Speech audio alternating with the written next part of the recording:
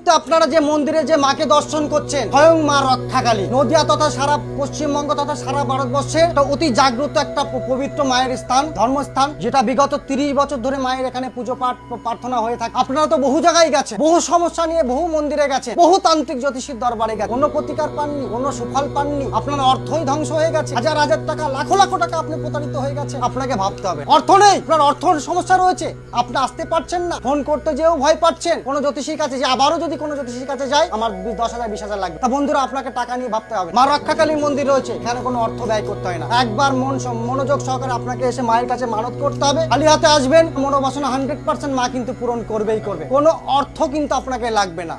আপনার এখান থেকে মায়ের ফুল জল দেওয়া হবে, মা যেটা আদেশ করবে, মায়ের এখানে ভর হয়, সেই জিনিসগুলো আপনি শুধু আমাকে জোগাড় করে দেবেন। হতে পারে দুটো গামছা লাগতে পারে, বা একটা গামছা লাগতে পারে, হতে পারে একটা মোমবাতি লাগতে পারে, হতে পারে একটা ধূপকাঠি লাগতে পারে।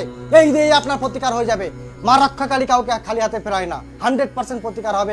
দর্শক বন্ধু, তাই অর্থ নিয়ে আপনাকে ভাবতে হবে না, একবার আসুন, আপনার প্রতিকার হবে, সমস্ত প্রতিকার হয়। কারো ধরুন অর্থনৈতিক সমস্যা, আজকে মার্কেটে সবচাইতে বড় সমস্যা হচ্ছে অর্থের। যার অর্থ নেই তার সমাজে মান যশ খ্যাতি কিচ্ছু নেই। একটা ভালো স্কুলে ছেলে মেয়েকে পড়াতে গেলে অর্থ দরকার, আপনার পরিবারকে সুরক্ষিত রাখতে গেলে অর্থ দরকার। আজকে অর্থের সমস্যা মেটাতে গেলে একবার এই মন্দিরে আসতে হবে।